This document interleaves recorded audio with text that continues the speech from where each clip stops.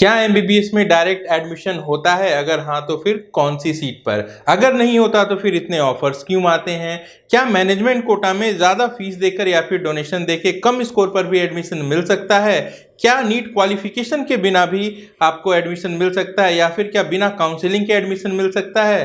क्या एमबीबीएस में advance booking होती है? टटोलेंगे इन सारे सवालों के जवाब आज के इस वीडियो में। नमस्कार दोस्तों, मैं हूं प्रभाकर भारती, स्वागत करता हूं आपका यूट्यूब चैनल पर।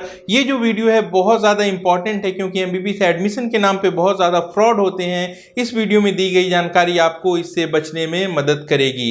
एक बड़ा सवाल है कि क्या एमबीबीएस में डायरेक्ट एडमिशन होता है? कई सारे मैसेजेस आपको फ़ोन पे ऑलरेडी आ रहे होंगे, फ़ोन कॉल्स भी आ रहे होंगे जिनमें आपको ऑफर मिलता होगा कि आप नीट के स्कोर पे कहीं भी एडमिशन ले सकते हैं। सबसे पहले डायरेक्ट एडमिशन के बारे में बता दूं, ये एक ऐसी प्रक्रिया है जिसमें कॉलेज मैनेजमेंट के पास जो सीट होती है उस पर फीस भरकर डायरेक्ट एडमिशन लिया जाता है। खासकर ऐसा इंजीनियरिंग कॉलेजेस में होता है।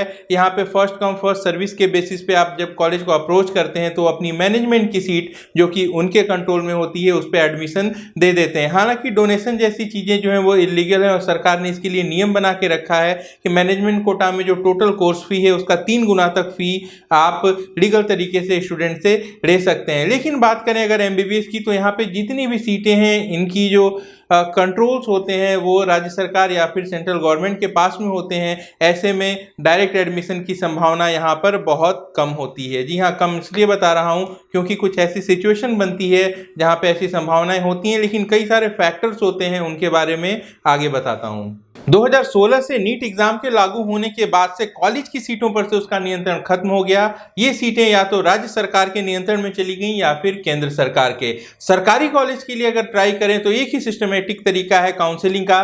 डायरेक्ट एडमिशन की बात तो बिल्कुल छोड़ दीजिए। अगर आपके मेरिट में कमी है, अगर लो मार्क्स है, तो सरकारी कॉलेज मिलने की संभावना बिल्कुल भी नहीं है। बात करेंगे प्राइवेट कॉलेजेस के लिए, तो जो डीम्ड यूनिवर्सिटीज होती हैं इनकी काउंसलिंग केंद्र सरकार कराती है। एमसीसी से इनकी काउंसलिंग होती है। तो 3 राउंड की काउंसलिंग जो है यहाँ पे कम स्कोर पे एडमिशन मिलने की कोई संभावना नहीं होती। अगर फीस ज्यादा है तो मिले और बात है।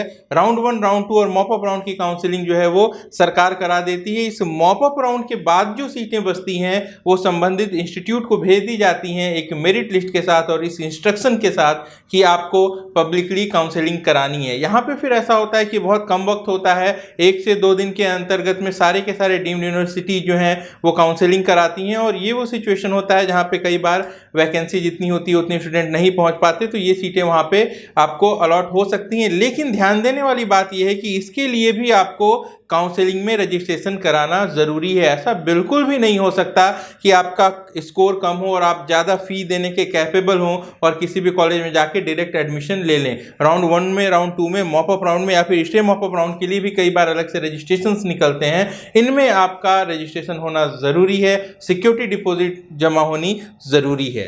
बात कर लें अगर प्राइवेट मेडिकल कॉलेजेस की, तो वहाँ पे भी जो कंट्रोल है वो राज्य सरकार के पास है। राज्य सरकार काउंसलिंग कराती है और round 1, round 2, mop up round या कई सारे ऐसे भी स्टेट है जहाँ स्टे मॉप अप राउंड की काउंसलिंग भी सरकार ही कराती है। तो कुल मिला के सरकार का ही कंट्रोल होता है उन सीटों पे। ऐसे में डायरेक्ट एडमिशन की संभावना वहाँ पर नहीं बनती। हाँ, कुछ एक राज्य ऐसे भी हैं जहाँ पे स्टे मॉप अप राउंड में जो पावर है वो कॉलेज को दे दिया जाता है कि वो इंस्टीट्यूट लेवल पे स्टे वैकेंसी करा सकते हैं। तो ऐसे में कुछ संभावना जरूर बनती है, लेकिन ध्यान रखिएगा ये काउंसलिंग की जो भी लास्ट डेट होगी ये बिल्कुल उसके करीब का समय होता है और ऐसे में 2 से 3 दिन के अंदर ही एडमिशन्स होते हैं। बात करूंगा कर्नाटक राज्य की, क्योंकि सबसे ज़्यादा ऑफर्स जो है आपको वो कर्नाटक के लिए ही आएंगे। तरह तरह के लुभावने ऑफर आएंगे, बड़े बड़े कॉलेज का नाम होगा और बजट वहाँ पे बहुत ही कम बताया जाएगा। कई बार प्रिंसिपल से बात कराने की बात होगी, कई बार कॉलेज में जाके पेमेंट कराने की बात होगी। आपको बताना चाहूंगा कि जो काउंसलिंग की प्रक्रिया है इसमें कॉलेज के पास जब सीट का पावर ही नहीं होता,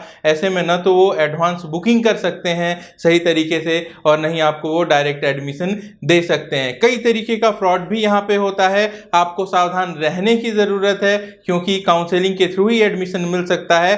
कर्नाटक में खासकर अट्रैक्शन इसलिए होता है क्योंकि प्राइवेट की सीटें बहुत ज़्यादा हैं, क्वालिटी अच्छी है वहाँ पे पढ़ाई की, और इसके साथ साथ वहाँ पे एक अदर कोटा होता है, क्यू कोटा, जिसकी जो फीस है वो एनआरआई कोटे के बराबर होती है। और ये एक ऐसा राज्य है जहाँ पे इस अदर कोटे के लिए आप राउंड 1 से एलिजिबल होते हैं। इसके अलावा जो मेरिट कोटे की सीट है वहाँ पे 8 लाख रुपए फीस थी 2019 में, तो इनकी भी अच्छी खासी डिमांड होती है, लेकिन इसके लिए कम से कम आपको 520 530 या इससे ज़्यादा नंबर चाहिए, तभी आप यहाँ पे एडमिशन्स ले सकते हैं। इसकी बात अगर छोड़ देते हैं, अदर कोटे की बात करें तो अदर कोटे की जो फीस है वो 25 लाख से लेके 50 लाख रुपए पर ईयर तक है। ये सीटें खाली रह जाती हैं। मॉप अप राउंड की काउंसलिंग के बाद स्टे मॉप अप राउंड में ये सीटें कॉलेज के पास पहुंचती हैं। ऐसे में इन सीटों पे आपको एडमिशन मिल सकता है, लेकिन फिर से दोहराना चाहूँगा कि ये डायरेक्ट एडमिशन नहीं होगा। अगर आपने पहले से रजिस्ट्रेशन करा रखा है काउंसलिंग में, तब आप इन सीटों के लिए एलिजिबल होंगे। और लास्ट डेट के करीब जब वक्त आ जाता है और ये सीटें वैकेंट रह जाती हैं, तो ऐसे में इन पे नेगोशिएशन होते हैं और जो फीस है वो कम हो जाती है। फिर भी ये जो फीस होती है वो 1 करोड़ के आसपास होती है, तब यहाँ पे लो स्कोर वाले स्टूडेंट को भी एडमिशन मिल पाता है। कुल मिला के वीडियो का सार ये है कि अगर नीट क्वालिफाइड नहीं है तब कोई भी संभावना नहीं है एडमिशन होने की, लेकिन अगर नीट जस्ट क्वालिफाइड है, कितना भी पैसा खर्च कर लें तो आपको काउंसलिंग के थ्रू गुजरना है। डायरेक्ट एडमिशन जैसी कोई भी चीज़ नहीं होती।